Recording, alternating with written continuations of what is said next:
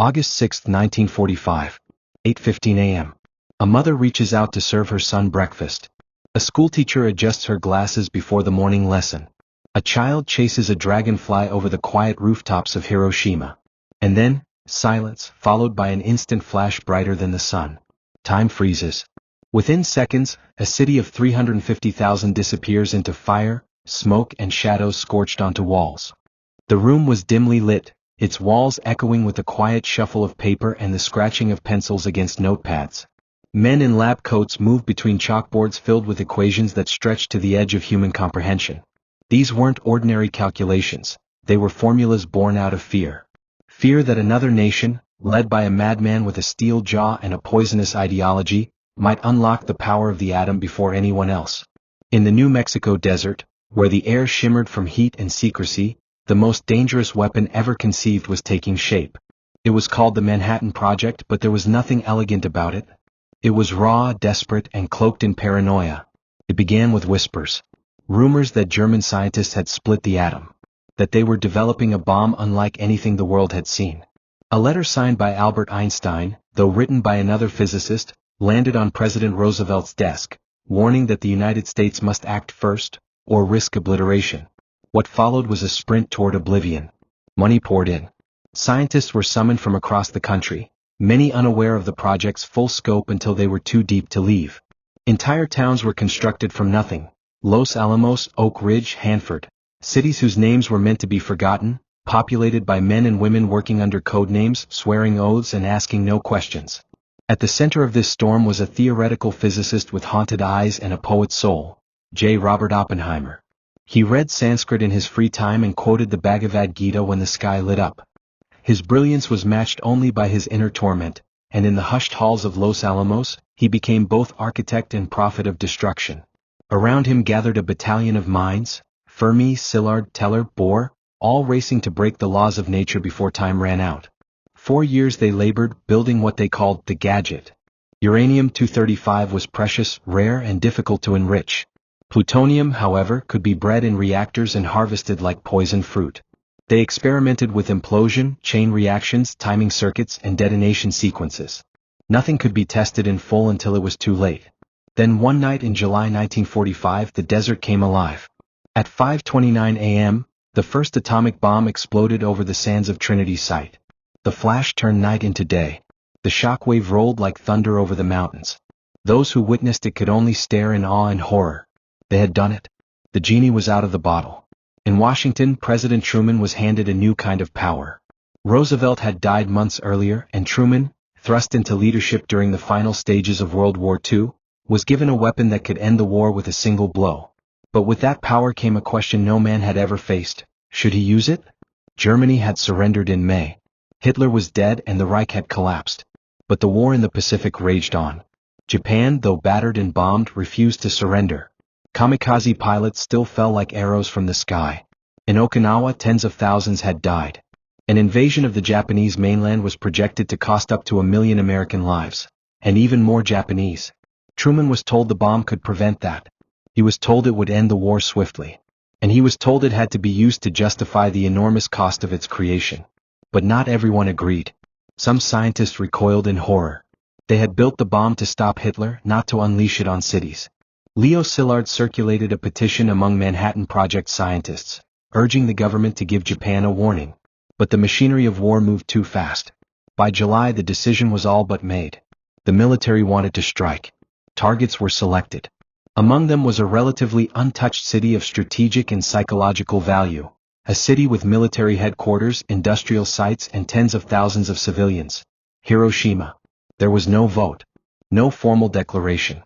Just a quiet consensus behind closed doors. The world was about to change forever. The men of the 509th Composite Group trained in secrecy. Their commander, Colonel Paul Tibbets, was told they'd be flying a mission unlike any other. A modified B-29 Superfortress, nicknamed Enola Gay, after Tibbets' mother, was fitted with special equipment and stripped of unnecessary weight. The bomb it would carry was named Little Boy. It was over 9 feet long, weighed nearly 10,000 pounds, and held a core of uranium-235. It had never been tested. They didn't know for certain if it would work. As the plane rolled onto the tarmac of Tinian Island in the early hours of August 6, 1945, the air was thick with a tension no one could quite explain. The crew was briefed on the target. They were told this was necessary, that it would save lives, that it would end the war. None of them truly understood what they were carrying. At 2:45 a.m., the Enola Gay took off under the cover of night. It would fly for 6 hours over the Pacific Ocean, accompanied by observation planes to record the results. The target was clear, the bomb armed mid-flight, and the crew alert but calm. Down below, Hiroshima slept. The city was alive in the early morning. Workers walked to factories. Children prepared for school. Soldiers reviewed formations at their command posts. The sun rose over the Oda River, casting a golden sheen over bridges and gardens. Few suspected anything. Air raid sirens had become background noise. Planes often flew over without incident. But on that day there was no warning. No sirens. Just a single aircraft high above the clouds, too distant to be heard. At 8:15 a.m. the bomb bay doors opened. Little boy dropped silently for 43 seconds before detonating 1,900 feet above the ground. The explosion was unlike anything Earth had ever seen. In a blinding instant, the core split atoms, releasing a burst of energy equal to 15,000 tons of TNT. The temperature at ground zero reached 7,000 degrees Fahrenheit. The air ignited. The shockwave flattened buildings across 5 square miles. Concrete melted. Steel vaporized. Human shadows were seared into walls. In less than 1 second, 80,000 lives vanished. Those who were not incinerated were crushed by falling debris. Others were flung through the air by the blast, their skin hanging from their bodies in sheets. Fires erupted everywhere, engulfing what little remained. Survivors stumbled through smoke and flame, many blinded, others crying out for water as their bodies burned from the inside. Children searched for parents who no longer existed. The riverbanks were choked with the wounded, the dead, and the dying. And above them all rose a great dark mushroom cloud, a terrible tree growing in reverse from the soil of human suffering. In the sky, the Enola Gay banked and turned. The crew looked back at what they had done. A city no longer visible. Just smoke, ash, and flame. No one spoke. Back in the United States, the news was delivered with clinical triumph. A new weapon had been used. The war might be ending. The headlines called it a success. But the photographs told a different story. Truman never blinked. In his announcement, he declared Hiroshima a military target. He made no mention of the tens of thousands of civilians. There was no regret. No hesitation. Only resolve. 3 days later, a second bomb would fall on Nagasaki, killing another 70,000. Japan surrendered within a week. But the moral cost could not be buried under headlines. In secret, the scientists who built the bomb began to fracture. Oppenheimer visited Truman and told him, "I feel I have blood on my hands." Truman dismissed him, called him a crybaby. The unity that built the bomb shattered in its aftermath. Some believed it was necessary. Others could never forgive themselves. The world had entered the atomic age, not with a ceremony but with a scream. And Hiroshima, once a vibrant city of culture, bridges, and cherry blossoms, became the symbol of that scream. It was chosen not because of its military value, but because it was untouched, perfect for measuring the bomb's effect. A living laboratory of destruction. A city picked from a list like a name from a ledger. The people of Hiroshima did not see it coming. They did not choose their fate. But their story would become the loudest silence in history, a silence that echoes in every war room, every nuclear treaty, every peace rally, and every child's textbook. Because in the end, the bomb wasn't just science. It was a decision. A human decision. And someone somewhere made it. The city stirred with the rhythm of routine. It was August 6, 1945, a Monday. The sun had risen early over Hiroshima, casting soft morning light over the tiled roofs and narrow alleys, gilding the surface of the Oda River as it split and curled through the city like a silver ribbon. Women filled buckets with water, students packed their satchels, vendors opened their shutters. Soldiers passed quietly on bicycles, nodding to neighbors. Paper lanterns still swayed from the weekend's festival. There was a strange quiet in the air. The kind of silence one doesn't recognize until it's shattered. By 7 a.m., the city was awake, humming with ordinary life. A streetcar clattered down the avenue. At the Shima Hospital near the center of the city, a nurse handed a chart to a young doctor. Inside a primary school, a teacher tapped the blackboard with chalk. Everything seemed predictable. Familiar. Safe. At 7:30 a.m., 3 American planes appeared high above the city, but they did not drop bombs. They flew so high that no alarms sounded. Many had grown used to these flights. The military called them weather planes. Most civilians barely looked up anymore. Children continued their morning chores. Housewives swept dust from their steps. A man on his rooftop adjusted a radio antenna. No one knew what hung in the balance above them. Miles away in the cockpit of the Enola Gay, Colonel Paul Tibbets stared ahead, his face unreadable. The modified B-29 bomber soared at 31,000 feet. The bomb bay doors had been opened. Below them was a city none of them had ever visited, a name spoken only in military briefings and target lists: Hiroshima. The target. The bomb's final assembly had occurred mid-air. Major Thomas Farabee, the bombardier, hunched over his sights, his fingers steady. The plane's engineer wiped sweat from his brow. The pilot counted down altitude. And at 8:15 a.m. the bomb was released. It fell silently, spinning, twisting. A long, graceful descent through a cloudless sky. 4:43 seconds it dropped. Then, at precisely 1,900 feet above the Earth, a device inside the bomb triggered a sequence that split atoms, releasing the most destructive burst of energy ever unleashed by mankind. The sky went white. At the epicenter of the explosion, the temperature soared to over 1,000,000 degrees Celsius for a fraction of a second. The fireball expanded faster than the speed of sound. In an instant, the core of the city was engulfed in a blinding flash of light. It wasn't just heat. It was fury. Everything within a 1-mile radius, buildings, bridges, trees, human beings, ceased to exist. Gone in less than a heartbeat. Some people vaporized where they stood. Others left shadows behind, scorched onto pavement, walls, stone steps, silhouettes of a life that ended without warning. The shockwave followed. It roared through the city with unstoppable force, crushing everything in its path. Concrete buildings folded like paper. Wooden houses exploded into fire.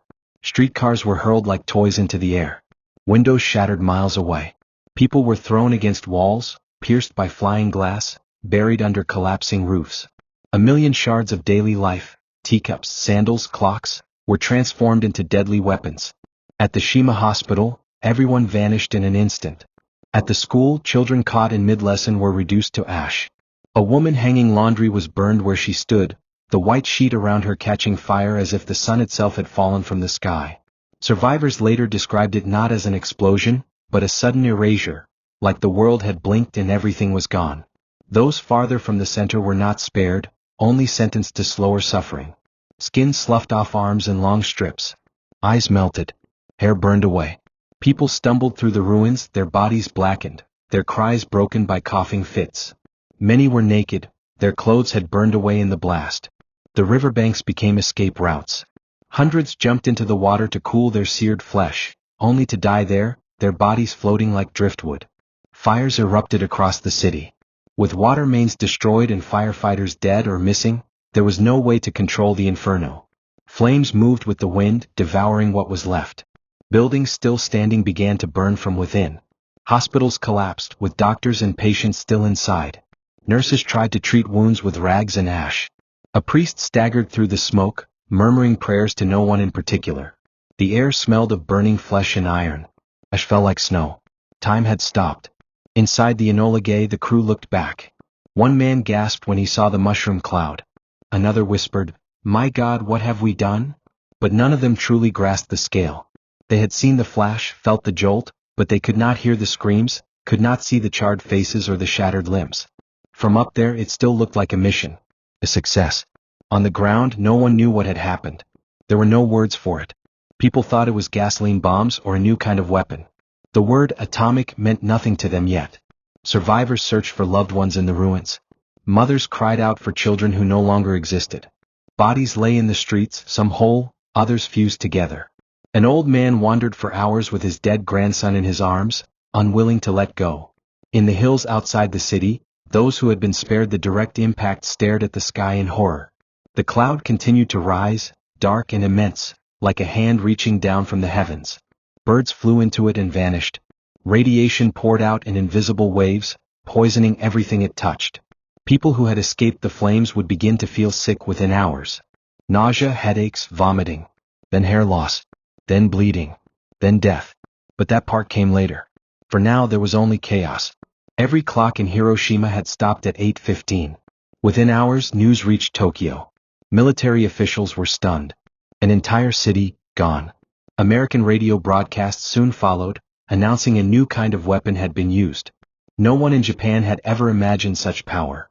Many believed it was propaganda. Others feared worse was coming. Back in the ruins, a strange, terrible silence settled. A silence broken only by the moans of the wounded and the crackle of fire. A young boy crawled over rubble, his face swollen and blistered. A woman sat with her dead sister, stroking her hair and whispering lullabies. The sun began to set, casting a red glow over the broken city. No lanterns were lit. No laughter echoed through the streets. Only ghosts remained. That night, the survivors gathered in open spaces, terrified of another strike. They lay on the ground, some without skin, some too weak to speak. Children died in their parents' arms. The heat from the fires kept many awake. Others drifted into unconsciousness, never to wake again. The silence of Hiroshima that night was not peace. It was trauma echoing in the hearts of the living. The next morning, August 7th, reconnaissance planes returned to photograph the damage. They saw nothing but ash. The city had ceased to exist. What had once been a vibrant place of culture, trade, and life was now a skeleton. Of the 350,000 people who had lived there, nearly 80,000 were dead within moments. Tens of thousands more would die in the days, weeks, and months that followed. Hospitals outside the blast radius were overwhelmed. Trains carrying the wounded moved like morgues on wheels. The world was only beginning to understand what had happened. And still many believed it would end the war.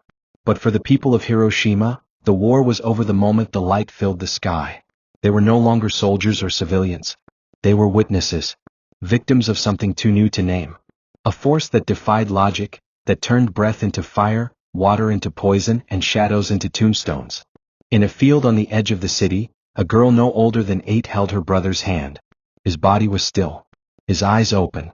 She sat beside him, whispering stories he could no longer hear. Around her, hundreds of others did the same. Clinging to memories. To fragments. To the last remnants of a world that had ended not with warning, but with light. And above them, the cloud lingered. Not just smoke. But a question that would haunt the world forever.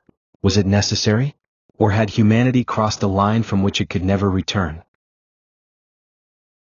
The fires had not yet died, but silence had taken over.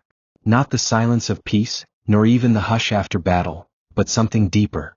A silence that settles after a scream has echoed into emptiness. Hiroshima no longer felt like a city. It had become a graveyard of time, frozen at 8:15 a.m. when the sun fell to earth and everything changed forever. In the hours after the explosion, thousands moved like shadows through the wreckage, covered in soot and blood, stumbling over the rubble that used to be homes, schools, temples. No one spoke unless they had to.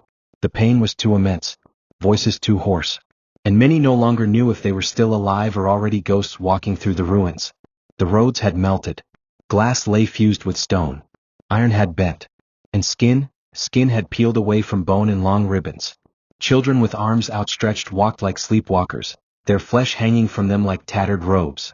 A girl, her hair completely burned off, wandered into the river with her eyes open but unseeing. Nearby, a mother sat holding a blackened bundle rocking back and forth. It was her child. No one asked if it was still breathing. Everywhere there were bodies. Under beams. In ditches. Curled up against fallen walls. Some looked asleep. Others didn't even resemble human shapes anymore. The blast had scorched them into silhouettes. And still, many died hours or days later, eyes open, lips moving in search of water that would never come. The rivers, once symbols of life, became harbors of death. People had leapt into them to escape the heat, to cool the agony in their skin, to wash away the fire. But the water boiled. Some died instantly. Others drifted downstream, their bodies bobbing gently, cradled by the current as if the river itself mourned them. By the second day, ash rained from the sky like cursed snow. The survivors who had found temporary shelter in basements and trenches began to feel the symptoms. Dizziness, nausea, bleeding gums, hair falling in clumps. They thought it was the smoke or maybe illness from the river water. None could guess that something unseen, something nameless, was still killing them from within. Radiation. There was no word for it in their vocabulary. They had never been told about atomic energy. There was no understanding of fallout, no warning about what had entered their bodies when the sky exploded. The lucky ones died quickly. The rest suffered slowly with confusion and terror, not knowing why they could no longer stop bleeding, or why their skin turned black and flaked away like charred paper. Yet amid the devastation, people tried to save others. Doctors who had survived, though burned and broken, used whatever tools they could find: dirty gauze, pieces of cloth, hands shaking from weakness. One man, formerly a physics teacher, spent hours pulling strangers from rubble with shattered ribs and a dislocated shoulder. He never once mentioned his pain. In the northern edges of the city, near where trees had been blown over like matchsticks, an old woman fed rice balls to orphans, even as her own daughter lay dead beside her. When asked why she didn't cry, she simply answered, "There is no time to cry." The Buddhist monks from a temple on the outskirts carried the wounded up the hills to makeshift camps. They chanted over the dead and held hands with those about to join them. At night, the hills glowed faintly, not from lights but from phosphorescent burns on the skin. Children glimmered like lanterns in the darkness. The monks wept quietly. They had studied life and death their whole lives, but nothing had prepared them for this. 3 days later, August 9th, another flash of light lit up the sky, this time over Nagasaki. Hiroshima had not even finished counting its dead when the second city fell. Word spread quickly. Another city had been erased. And now the people began to understand, this was not an accident. This was the new shape of war. Not armies, not guns, not bombs that left buildings half standing. This was total. This was final. As Japan reeled, Tokyo sent scientists and investigators to Hiroshima. What they found stunned them into silence. They stepped over the remains of an entire civilization. Cameras were brought in. Photos were taken, of skeletons sitting upright on benches, of children's shadows burned into stone, of a wristwatch stopped forever at the moment the world ended. By the end of August, the death toll had passed 140,000. And the numbers kept rising. Doctors began to notice strange patterns: purple spots, internal bleeding, fever that refused to break. It wasn't just the burns. It was something inside the blood, the marrow, the cells. The survivors, those who had crawled through hell and lived, were beginning to die anyway. And yet not all did. A woman with burns over half her body learned to walk again. A boy who lost his entire family grew up to become a peace activist. A doctor who had been blinded in one eye rebuilt his clinic with his remaining staff and began treating patients from across the city. Their stories became the backbone of Hiroshima's survival. Not just survival but testimony. They called them hibakusha, explosion-affected people. Many were shunned by society, feared to be contagious. Others lived with guilt that they had survived while so many hadn't. And some simply stopped speaking, as if words had lost meaning in a world where shadows could outlive souls. Years passed. The city was slowly rebuilt, but scars remained. Both in the earth and in the hearts of its people. Grass refused to grow in the epicenter for a long time. Children born years later showed defects, their genes altered by invisible poison. The Peace Memorial Park was created at the center, surrounding the skeletal dome of the only structure left standing near Ground Zero, the Hiroshima Prefectural Industrial Promotion Hall, now known as the Genbaku Dome. A monument to what was lost. And what must never happen again. Tourists came, stunned into silence. Survivors spoke at schools. Artists drew the pain they couldn't say aloud. And every year, on August 6th, people gathered to float lanterns on the river, one for each soul taken. As they drifted silently across the water, their flames flickering like the last light of memory, the city mourned. But it also remembered. Hiroshima became more than a city. It became a warning etched into human history. A place where the future died before it could begin. Where children disappeared before they learned to read. Where humanity reached the edge of annihilation, and looked back, shaken. In a small apartment near the new city center, a man once 10 years old on the day of the blast looked out his window and whispered to no one, "We are still burning. Just slower now." His wife brought him tea. Their son, a schoolteacher, was at a peace conference. Life had moved on. But memory stayed. Across oceans the debates continued. Was it necessary to end the war? Did it save more lives than it took? Was there any justification for destroying a city in one breath? There were no easy answers. Only echoes. Echoes of silence, of cries, of footsteps across ash. One survivor, a woman who lost her husband and 2 children, wrote in her diary, "I do not ask why anymore. I ask only that my grandchildren see the sky and never fear it." The world did not forget. Hiroshima became a lesson taught in every language. A moment in time that defined the 20th century. A word that meant not just destruction but responsibility. And as the years passed and the generation who had lived through it began to fade, they left behind more than stories. They left behind the will to remember, to speak, to warn, to grieve out loud for a world that had almost burned itself to extinction. Today Hiroshima breathes. It is no longer ashes, no longer a scar, but it carries both within its soul. In the laughter of its children, in the cherry blossoms blooming again where no life once dared grow, in the silent walk to the dome where millions pass every year, hands clasped, heads bowed, not just in mourning but in hope.